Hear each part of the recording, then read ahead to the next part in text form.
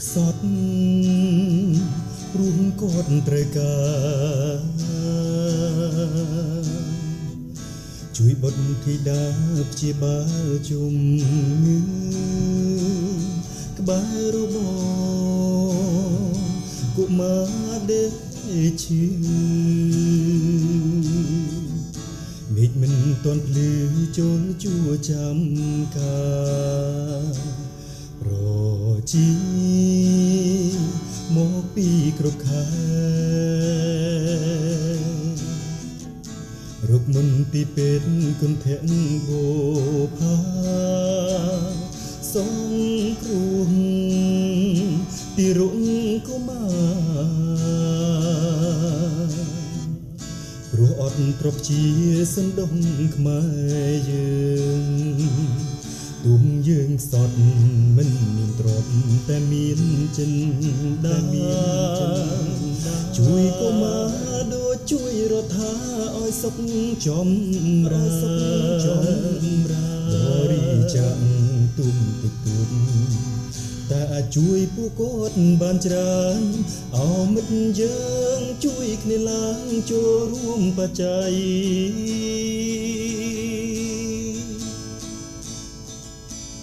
យើងរស់សុខ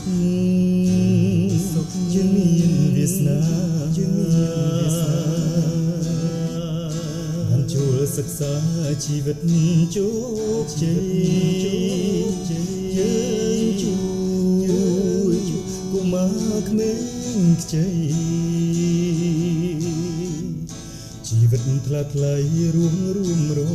ដ្ឋា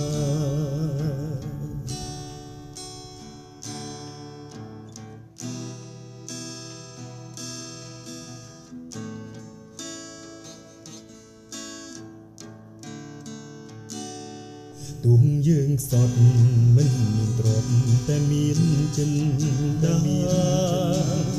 ជួយកុមារដូចជួយរដ្ឋាឲ្យសុខចម្រើនបរិច្ចាគទុំតិចតួចតែអាចជួយពួកគាត់បានច្រើនអោមិត្តយើងជួយគ្នាឡើងចូលរួមបច្ច័យ